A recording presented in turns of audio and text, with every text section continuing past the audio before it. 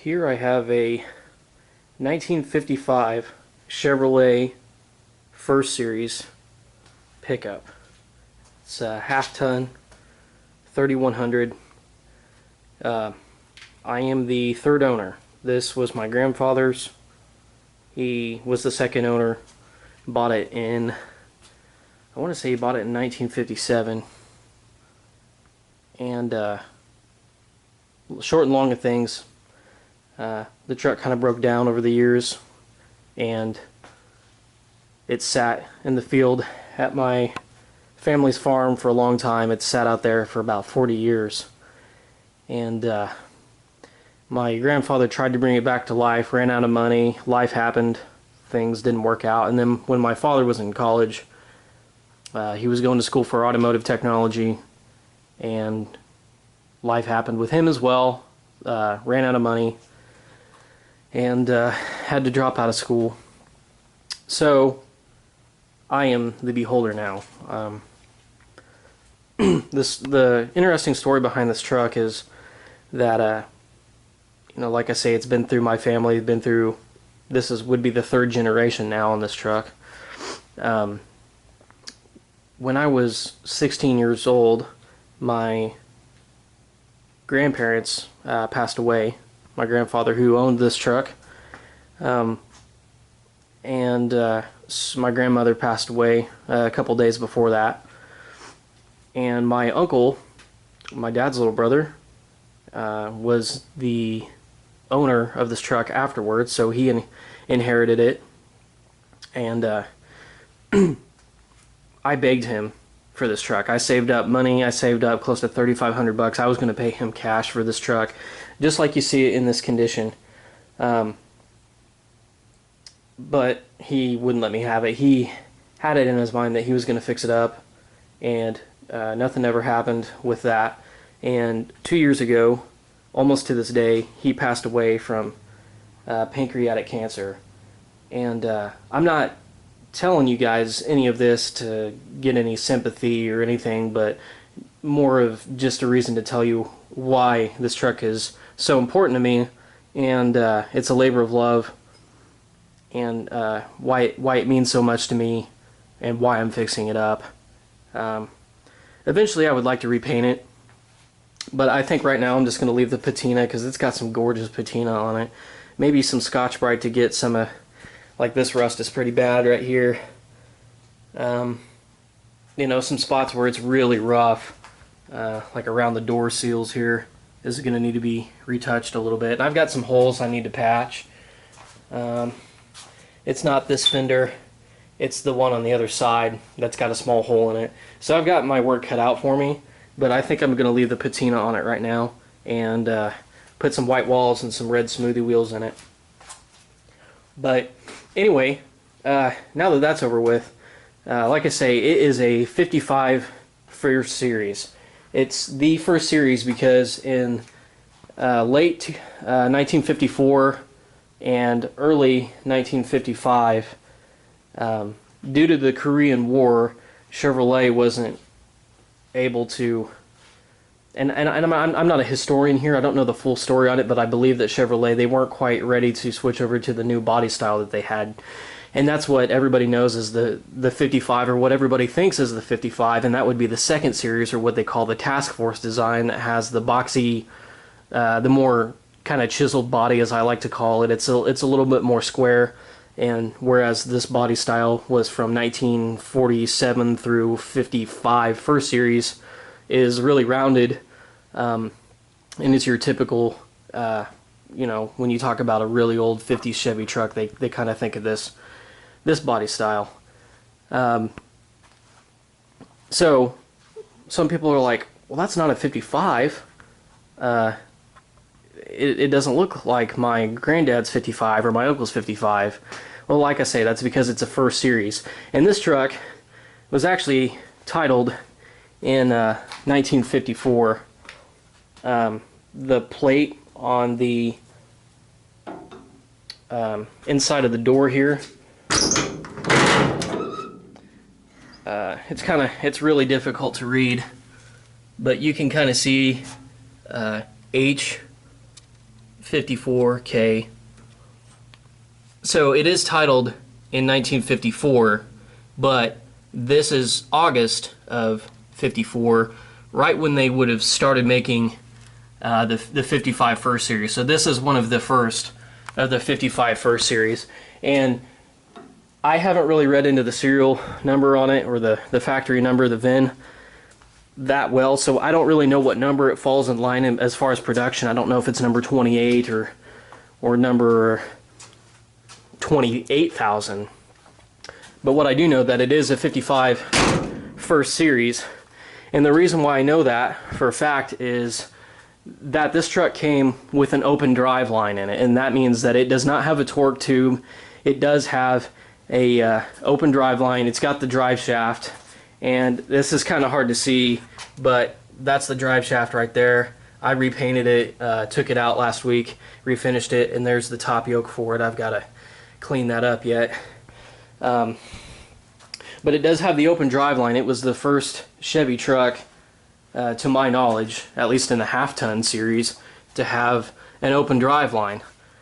And so luckily for me, that makes it it's more familiar to me, because I know that the torque tubes are a little bit more simple mechanically, but I have never worked with them, so this is a little bit more familiar to me. And I'm not going to sit here and tell you guys that I'm a master mechanic and I'm a historian and I know everything about these trucks, because I don't.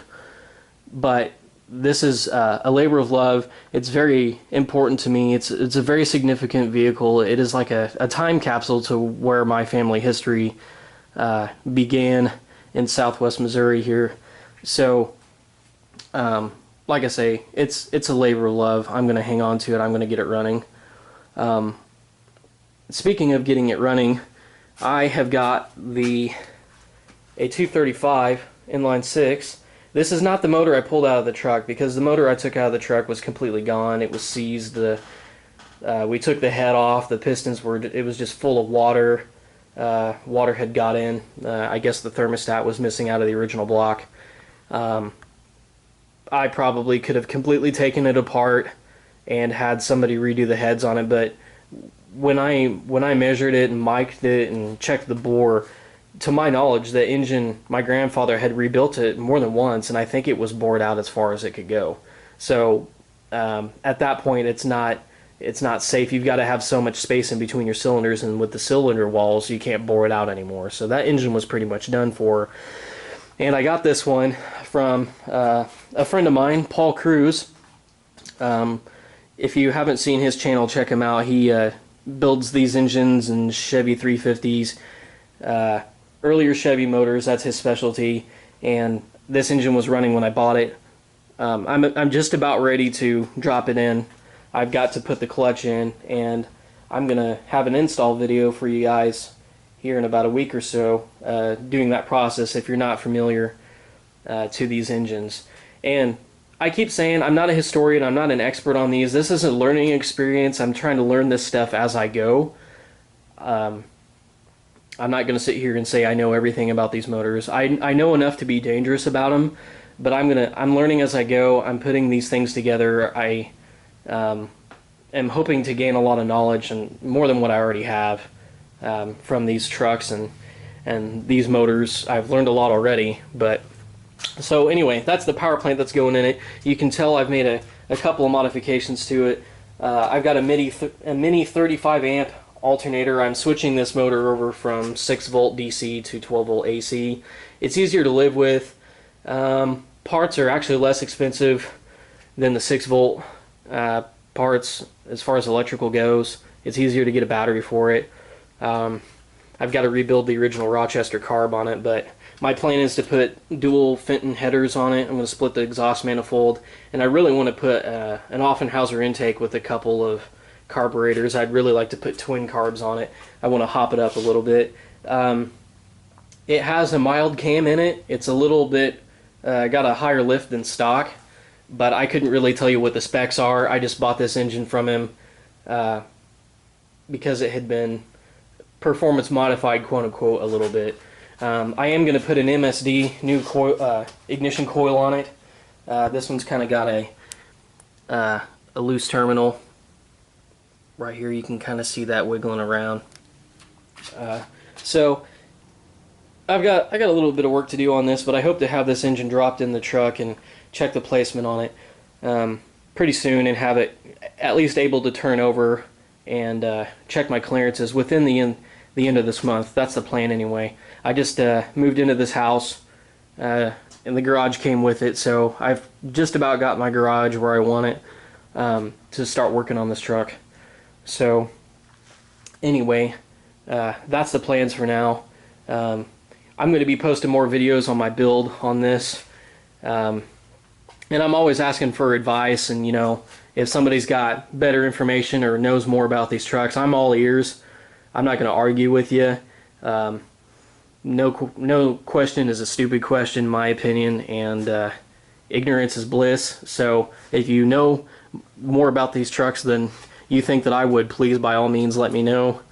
I've learned, like I say, I've learned quite a bit about them, but I can't really say that I'm an expert. So just a couple more things you'll notice with the 55 first series and the 54 is the grille is completely different on these. The 54, the 55 first series was the only 2 years to have this front end on it. So that's one of the reasons why I wanted this truck so much, is because this is a very special grille, a very special front end, because they only made it for these 2 years. And a lot of people will say that, oh no, the 47 through 53 is the truck that everybody wants. Well, yeah, I mean, to each his own. They're the most popular out there because, shoot, they made that truck for, gosh, 8 or 9 years. So they had plenty of time to kind of work on that body style, but they only made this particular truck for like less than 2 years, like 18 months, maybe even less than that. And what you'll notice with this truck is it does have the single one-piece front windshield. It does not have the chrome divider in the middle. It's common with these kinds of trucks. It's a what they call like the deluxe cab. It is a 5-window. It's got the corner windows. It makes it real handy to back out. And this is all original glass. Everything in this truck is pretty original. If you can't tell, I'm kind of stating the obvious, but I've taken the gauges out. I got new gauges. I need to install them, but I'm going to do that after I get the wiring harness in. I have completely gutted this thing. I'm trying to get down to the bare metal and trying to see what patch holes, the holes I need to patch. And I've removed the tank. The tank in this, I believe, 49 through 55 and beyond. I don't know too much about the Task Force trucks or the second series trucks, but at least from 1949, I believe, and beyond, up until maybe 1960. And don't quote me on those dates, but this truck does. My point is the truck does have the tank inside the cab. I may end up relocating it, but I'm on a budget, so I'm just gonna do what I have to do to get the truck running right now, to be honest with you, because I want to drive it. Like I say, this truck is so special to me. I just want to get it on the road. It may not be to the textbook, certain upgrades done correctly, you know. I mean, it will be safe, and I do want it to pass safety inspection, of course, and I don't really plan on cutting a whole lot of corners, but I'm not gonna, you know, put a Mustang 2 front clip on it yet, or drop a blown 383 in it, which is what I really want to do. I'm just gonna do what I have to do to make it safe, reliable, and roadworthy, so I can enjoy it. And then once I save up some more money after this build, I will be able to do those upgrades, put a different rear end in it, probably go back to 5-lug wheels so I can have a wider selection of wheels. And I am going to put disc brakes in the front end with a dual reservoir master cylinder, because that's one of the upgrades you really want to make with disc brakes.